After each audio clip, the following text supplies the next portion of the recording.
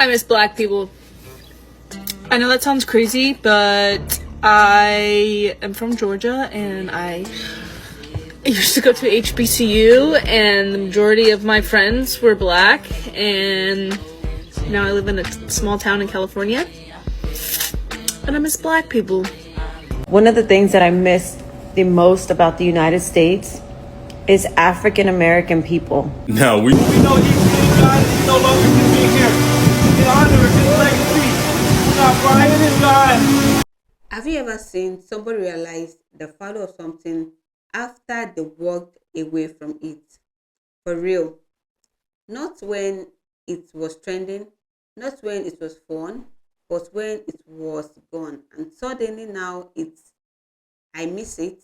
Now I don't know. Now it's tears. But before I move forward, I want you to watch some of those clips. Then we come back because we have to talk about what's really going on here. So guys, without wasting much time, let's watch those clips together and we'll come back for our full conversation and analysis. If you could be any race other than the one you are, which would it be? That's a great question. Black? What is your current race? I'm white. What is one thing that you take pride in about being white? There's a lot I look down upon being white. What is something that you appreciate about black culture? I just went to a recent concert that had a lot of black artists that I think are extremely inspiring. A lot of what they rap about is something that I cannot experience firsthand, and I'd like to understand it better, and part of that understanding I don't think I will achieve because I'm white. I miss black people. I know that sounds crazy, but I am from Georgia and I used to go to HBCU and the majority of my friends were black, and now I live in a small town in California and I miss black people. There's not very many here and I hate it. Like, don't get me wrong, I love my job, I love my friends here, but I miss black people. Don't come for me. I miss the culture, I miss the vibe, I miss the confidence, the jokes, the food. I miss black people. Something's missing in my life and I've come to the conclusion that that's what it is. Okay, bye! Y'all, that video of that man walking up to those people in Walmart and just spread and joy tore me up. Y'all hear me? And it's such a happy video. But when I tell y'all I'm over here, I'm trying to collect myself. Like, I cannot stop crying because I'm really over here struggling, y'all. Like, it's just a reminder to me of how, like, black people are just such a resilient and joyful and just radiant race of people. And for us to be hated by so many people and like just be so resilient and just so like vibrant, it's just like, it's tearing me up, y'all. Oh my God, y'all. I'm just like, I'm going through it, and don't feel bad for me for crying because I love myself. I love how emotional I am. I love how sensitive I am because I get to feel like all the joys of the world from so many different ways, you know. But it's just such a surreal experience to be black, you know, and to know that how much hatred we experience. But to see that man walk up to all those different people and just how that energy transferred and just lit those people up and had everybody just dancing. Oh my God. I just love us. I really love us despite everything that we go through. We are just so resilient and just so beautiful and so joyous. It's like black people are really like, I get myself together. One of the things that I miss the most about the United States is African American people. Now, we all know why she was really missing some black people. We're the spice of life, the flavor of the universe. And low-key, she was probably in Mexico like, tacos are cool, but I'm trying to eat some BBC. You know, I'm really noticing a trend. Anytime I talk about white culture, white supremacy, there's always these people in my comments who's like, black culture, black this, black that. What? We're talking about white people. But black people have nothing to do with this. It's screaming obsession. And it's not just one comment. My video has nothing to do with black people or the black community. But they bring it up every time I talk about white culture.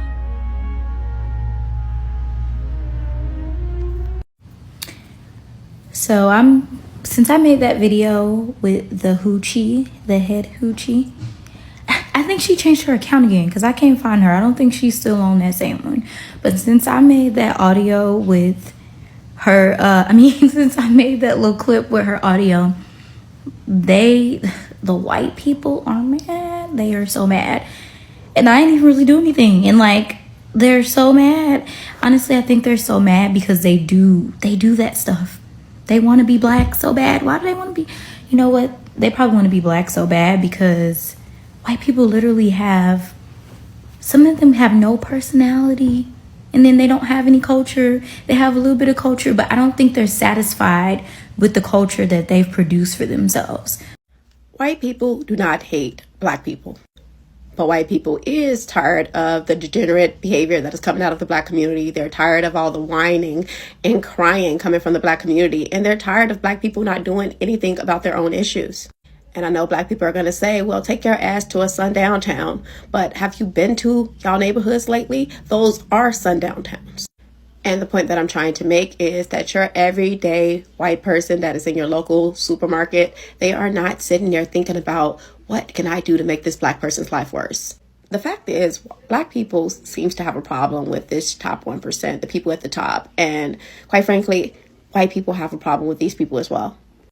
And I think white people just know that black people are more than capable of being productive members of society. And they can see outside looking in that we're choosing not to do better. We're choosing to be a part of the system. And quite frankly, white people have been trying to tell black people for years that the Democratic Party is not for them. But black people with their heads up their own asses will not listen, and they just call them racist.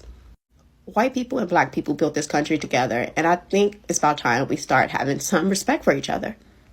So white people will never leave black people alone, and I'm going to tell you why. White society's obsession with black people isn't new. It's centuries old. If you think about slavery, colonialism, and exploitation, from the start, white wealth in America was built off the backs of black bodies. Sugar, cotton, tobacco, rice. This wasn't just economics. It was a system where white people's very identity was shaped around controlling and owning and watching black bodies. But here's the wild contradiction in all of this, right? While trying to dehumanize us, white culture has always been obsessed with us, right? They copied our music, our style, our language, our food, even our rhythm, all while denying us basic rights. Think about jazz and rock and hip hop and fashion, all born out of black genius, only to be taken, watered down, and sold back to the world with a white face on it. So why can't they just stay away? Because in a system that is built both on exploitation and envy, distance is impossible. White supremacy depends on keeping black people in place, close enough to use, control, or imitate, but never free enough to threaten the hierarchy. It's a sick paradox, fear and fascination at the same damn time. On a psychological level, it's projection. White folks will project their guilt, their fear, and their insecurities onto blackness, and then turn around and crave the very life, culture, and resilience they tried to destroy. It's like they want the sauce, but not the struggle. Now, to be real, not every white person acts like this, but the system, the way whiteness has defined itself against blackness, makes it so this obsession keeps resurfacing. Whether it's over policing or culture appropriation or trying to legislate our lives, it always comes back to the old need to dominate mixed with a quiet desire to be what they can't. Welcome to America.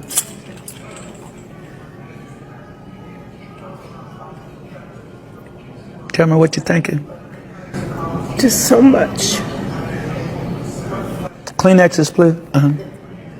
I've always been interested in history and the history of black people. I took Afrocentric classes at U of L. My grandma lived at 2821 West Kentucky Street. I've read so many books, and now I belong to a church that's primarily African American, and I wouldn't be anywhere else. Beautiful. Thank you. So on today's version of White People Can't Leave Black People Alone If Their Life Depended on It, we're barbecuing at the park, right? It's Memorial Weekend, but we're there on Saturday, yesterday. So it's not busy, okay? The park is wide open. We are literally the only people within like a 0.25 mile radius that are actually like parked and doing things. You know what I mean? Like there's a few people throwing some frisbees, some footballs. There's somebody like throwing a ball with their dog. But like as far as like actively taking up space, like a bunch of picnic tables, one group, us. And so we're all grilling out and I watch these women, right? Because I'm just sitting there. Obviously I'm not cooking. I'm watching these women walk from across the park, right? First they're on the trail. They're on the trail. Then they come off the trail towards us. Then they walk up towards us. They're across from me at the picnic table and they go, "Do you guys mind if we sit here?" Nobody says anything. So I say, "You have the entire park and you want to sit right here? That's weird." 'Cause it fucking is. Like, don't piss me off. Like, I watched y'all walk. Y'all had hundreds of options of picnic tables to sit at. You choose to sit right here. And not only, you know it's weird because you're asking us. So you know you're being fucking weird. And So I think we should all, as white women, just admit we're jealous of black women's hair. Since you do anti-racism work, can black people be racist? You can be prejudiced. But racist? But racist is not that's a system, it's an ideology, it's about power. So you can definitely be prejudiced, and racist is a whole nother thing. That's why you gotta have a whole conversation. That's part of the emotional work that I talked about, getting people to see the difference. Racism is really just infatuation. They're not going to tell you that though. They're absolutely, think about it. Racist white people, they really hate black people simply because they love their skin. They love your dark skin. Think about a dark skinned black person. Do you not know how rich and beautiful that skin looks? Do you know how rich and beautiful that it looks? It literally, you can just look at it and tell that it holds power. So it's more over a thing they look at it and they're like, wow, I admire that. But I hate that you have it and I don't. So I have to make you feel bad for it. That's why they spend so much time trying to get us broken up, even too, when it comes amongst our own people. That's why colorism exists, all of that, because they want you to hate your own kind. Because we really, to be honest, deep down inside, we're intimidated. We love you, but we also hate you. But we don't know what to do with the energy that we love your skin and your culture and certain things that we like about it so much. So guess what? We have to make you hate it. And now I want to do things, and then too, I'm getting into white supremacy. Now, when it comes to white supremacy, it's I have to do things to put myself in higher power so that you can feel less. You got to feel below me because you already hold power. I can look at you and just tell. Look at your dark, rich skin. And even too, when it's moisturized, do you see how you look? Nah, I got to figure out something. They was probably nah, we got to figure out something to keep these people distracted, to make them hate themselves, to keep the world divided. We need to feel better than them at all costs. Let's figure out something. But deep down inside, it's infatuation. I love your skin. I love your skin. I just want you to hate it though, because I can't have it, or I really desire that for myself, but it can't happen for me, so I'm going to make you hate it. That's what it is.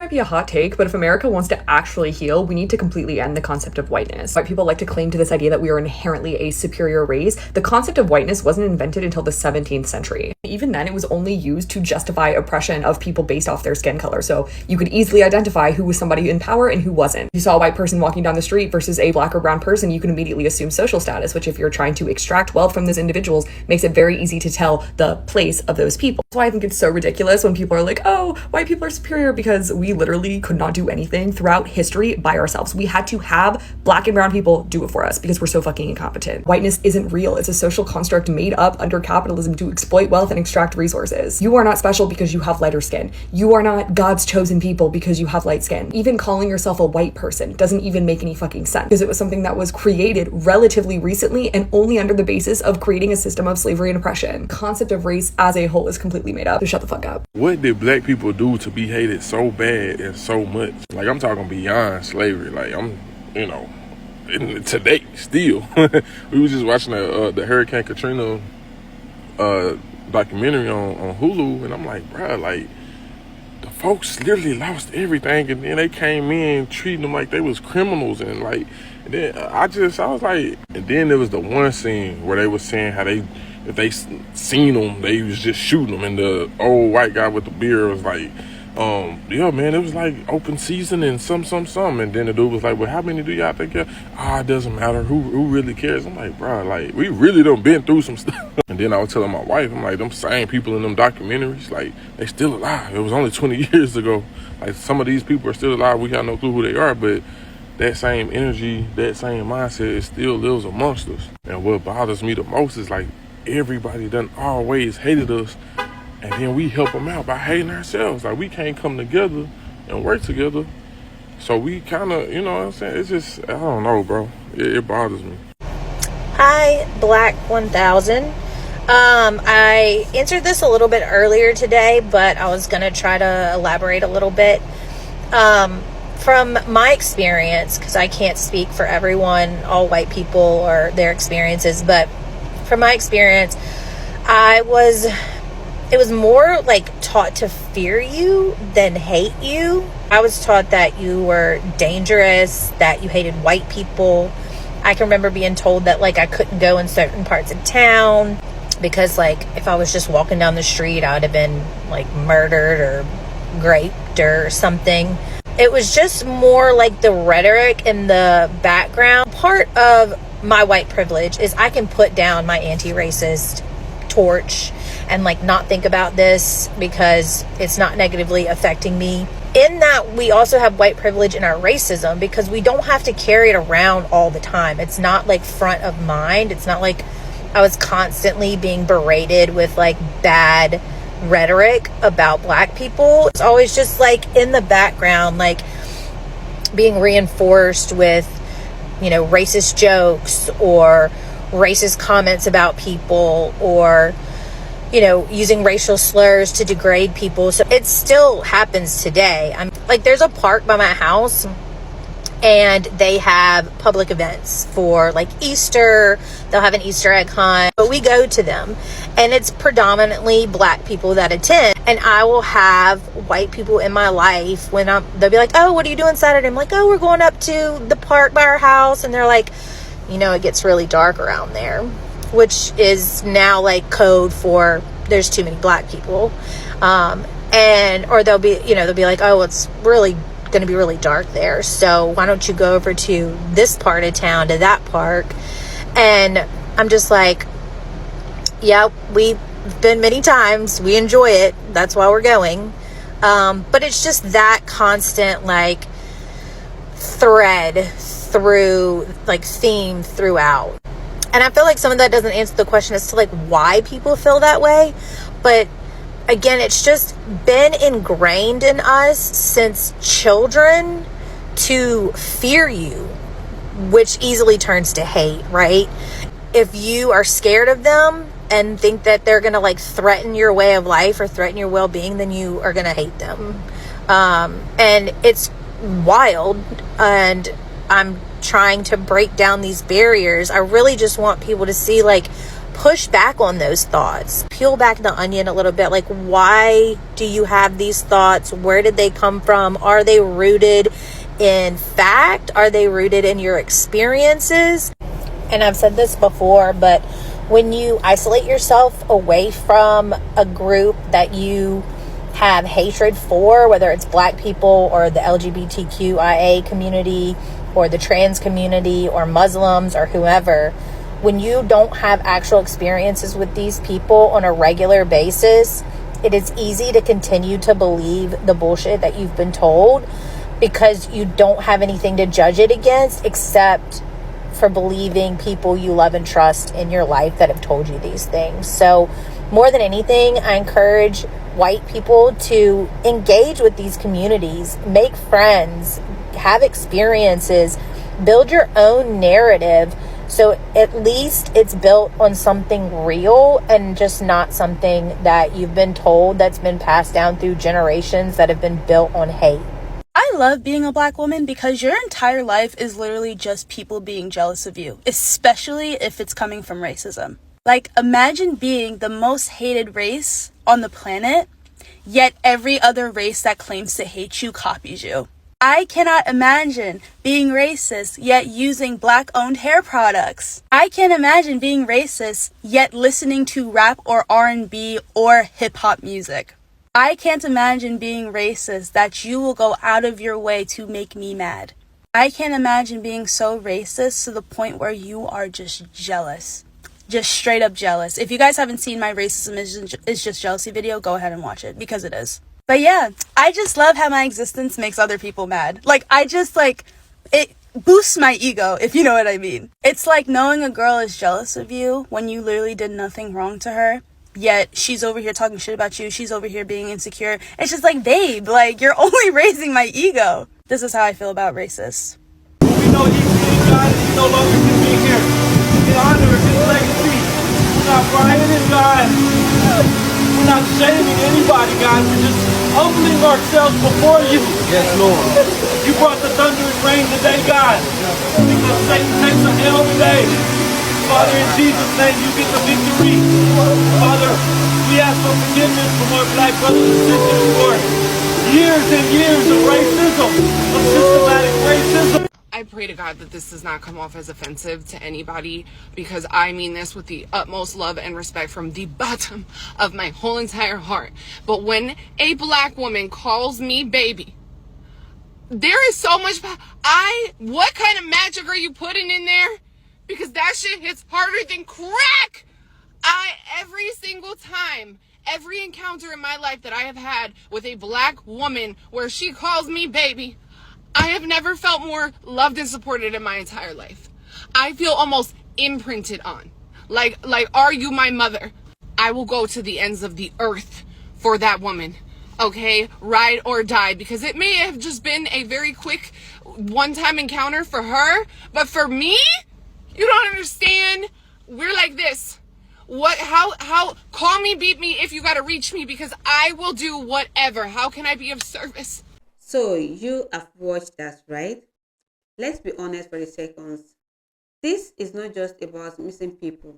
This is about finally realizing follow, because a lot of times what people call missing black people, what they are really saying is, I miss the energy, I miss the culture, I miss how it made me feel. But here is the uncomfortable truth. You don't get to enjoy a culture, ignore its struggle, then cry when it's no longer around you. That's not how it works. Let's talk about something real for a second. Black communities have always been trend setters, culture shapers, the backbone of music, fashion, language, and influence. From the slang to the vibe to the creativity, people participate in it every day. But appreciation is different when you actually respect it. You understand where it comes from. You don't just show up when it's convenient, because culture is not just entertainment, it's people, it's history, and its identity. Now let's go more deeper into this conversation. Why does it take distance for some people to finally understand? Why does it take absence for appreciation to show up? Because sometimes people are comfortable being around something powerful but not ready to fully acknowledge it. And when that connection is gone, reality is hard. Now, don't get it twisted. Emotion is real. If someone breaks down, that feelings might be genuine. But genuine emotion does not erase lack of awareness, past ignorance, or missing understanding. Growth is not just about feeling bad, it's about learning, respecting, doing what's moving forward. So everybody watching this, especially the Black American, never forget this. Your culture is not small, your influence is not accidental, your value is not something people discover later. It's always been there, and the moment people start saying, I miss it, that should tells you everything you need to know. If you made it this far, I need you to do two things. Drop your opinion in the comment. Do you think this was real emotion or late realization? And if you understand the power of culture and identity, hit that subscribe button right now because we are having real conversation over here. At the end of the day, people don't miss what they never felt. So if they are emotional now, that means something matters. That the real question is, why did it take this long to say this? To see the culture and the power in Black Americans. Thank you for watching. I will see you all in my next video.